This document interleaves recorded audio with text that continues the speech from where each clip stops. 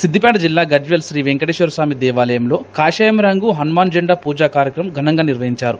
జనవరి 22న అయోధ్య రామ మందిర ప్రారంభోత్సవాన్ని పురస్కరించుకుని ఇంటింటికి హనుమాన్ జెండా అందించాలని శ్రీ వెంకటేశ్వర ఆలయ చైర్మన్ బుక్క రమేష్ ఆధ్వర్యంలో కాషాయ జెండాలకు పూజా కార్యక్రమం నిర్వహించి జెండా పంపిణీ కార్యక్రమం నిర్వహించారు.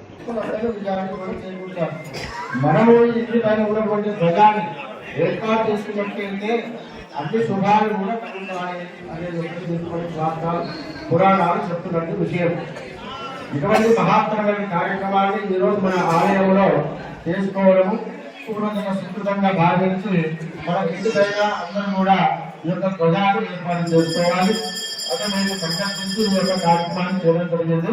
జై శ్రీరామ్, జై శ్రీరామ్. అదేవిధంగా ఈరోజు మన వెంకటేశ్వర స్వామి ఆలయంలో భజన కార్యక్రమాన్ని ప్రతి వారం కూడా భజన కార్యక్రమాన్ని ఏర్పాటు చేస్తున్నాము. శుభంగా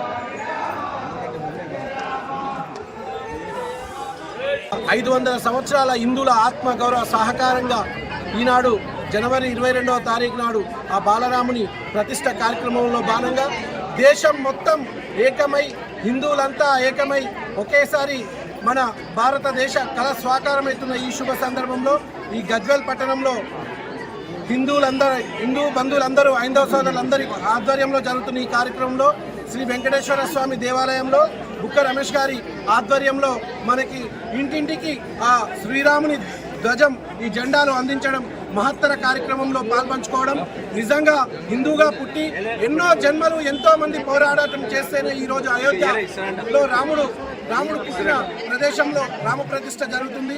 నిజంగా పూర్వజన్మ సుకృతం.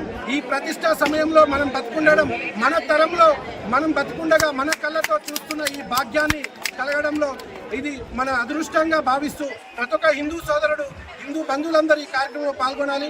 ఇందులో సేవ చేసుకునే భాగ్యం కానీ పాల్గొనే భాగ్యం కానీ కలుగుతుందంటే అది పూర్వజన్మ సుకృతంగా మనం భావించవచ్చు. అలాంటి ఈ మహా కార్యక్రమంలో బుక్క రమేష్ గారు ఈ గజ్వేల్ పట్టణంలో ఈ జెండాలు అందిస్తున్నందుకు ఆ శ్రీరాముని చంద్రస్వామి ఆశీస్సులు వారికి